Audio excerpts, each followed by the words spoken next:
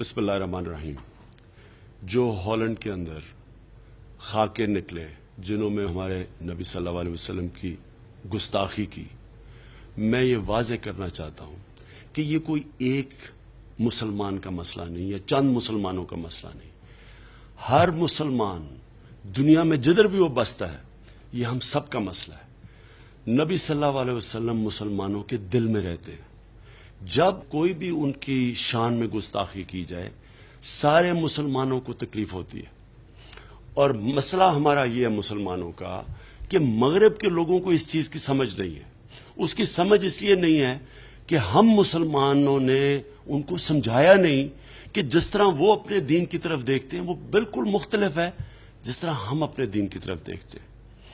और हम सिर्फ तब समझा सकेंगे जब एक मुसलमान मुल्क बात ना करे या एक मुसलमान मुल्क एक एम्बेसडर को बुला के और अपना प्रोटेस्ट उसके सामने ना करे।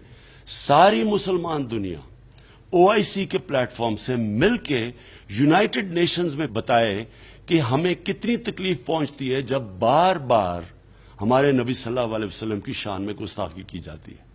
और वो जब सारे मुसलमान मुल्क एक पेज पे आके जब हम एक OIC के प्लेटफॉर्म से यूनाइटेड नेशंस में बात करेंगे, सिर्फ तभी ये रुकेगा। मैंने शाह महमूद कुरैशी को, जो हमारे फॉरेन मिनिस्टर हैं, उनको मैंने कह दिया। उन्होंने कई मुसलमान मुल्क जो OIC के मेंबर्स हैं उनसे बातचीत शुरू कर दी है।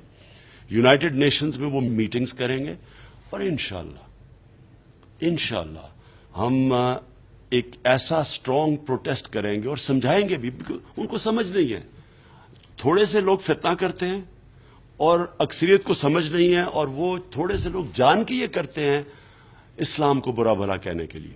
तो इंशाअल्लाह हम समझाएंगे भी उनको और प्रोटेस्ट भी करेंगे कि इस तरह की चीजें, एक 1.25 अरब दुनिया में इंसान रहते हैं, उनको तकलीफ नहीं पहुंचा सकते आप, और इंशाअल्लाह हम कामयाब होंगे।